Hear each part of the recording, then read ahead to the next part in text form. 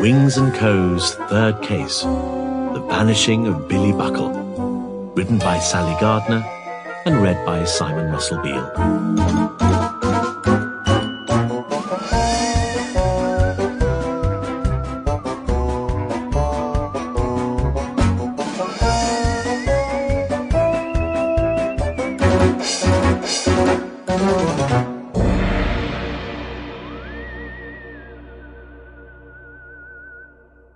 Chapter 1.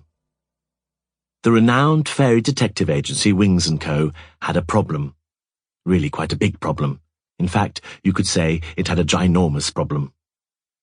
The giant Billy Buckle had vanished, and if that wasn't big enough, he had left his 6-year-old daughter Primrose in the care of the detectives, Fidget the cat, Emily Vole, and Buster Ignatius Spicer. The trouble was that Primrose, being a giant's daughter, was growing a little taller every day.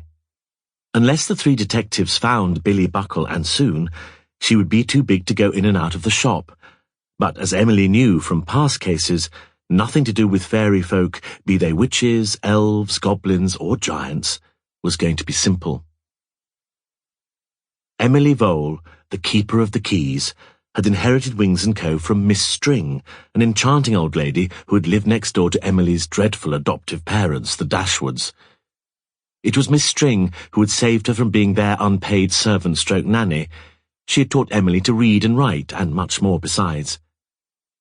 During their first case together, Fidget and Emily had found the famous fairy detective, Buster Ignatius Spicer, shrunk to the size of a doll and locked in a birdcage by a goblin. Emily had bought the birdcage and freed Buster, but he still felt that A. Emily shouldn't have inherited the detective agency, and B. Emily shouldn't have become keeper of the keys. She wasn't a fairy, and by rights it should have been his job. He was a proper fairy, born and bred.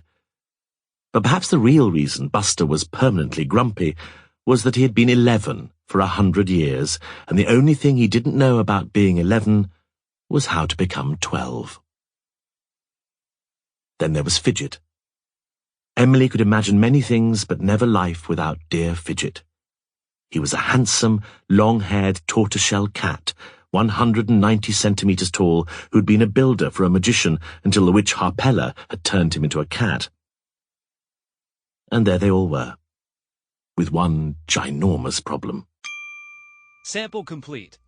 Ready to continue?